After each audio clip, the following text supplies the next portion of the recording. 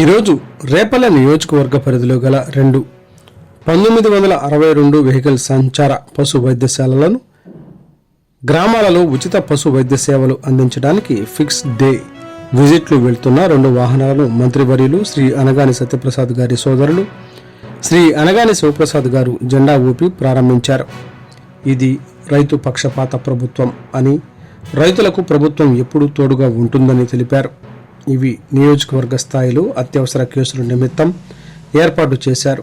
కానీ చిన్న చిన్న కేసులు, పారుడు, అలర్జీ కేసులు కూడా ఎమర్జెన్సీ కాకపోయినా కేసులు కూడా వెహికల్కు వస్తున్నాయి. దీనివలన అత్యవసర వైద్య సేవలు కోసం కేటాయించిన ఎంఏవిసి వెహికల్ సాధారణ కేసులకు ఉపయోగిస్తున్న తరుణంలో అసలు నియోజకవర్గంలో ఎక్కడైతే అసలు పశు వైద్య సేవలు అందుబాటులో లేని గ్రామాలను సెలెక్ట్ చేసి ప్రతి నెల అదే రోజున డాక్టర్ మరియు సిబ్బందితో అక్కడే ఉదయం 8:30 నుండి మధ్యాహ్నం 1 గంట వరకు ఉచిత వైద్య సేవలు అందిస్తారు.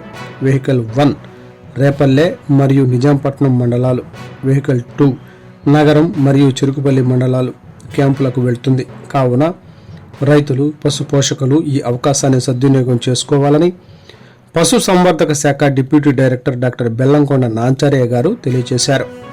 ఈ కార్యక్రమంలో మండల పశు వైద్యాధికారులు doctor Praveen Kumar, doctor Hemapriya, doctor Ranjitha, para staff మరియు దండుప్రోలు పిచ్చయ్య గారు, రేపల్లె టౌన్ సిఐ గారు పాల్గొన్నారు.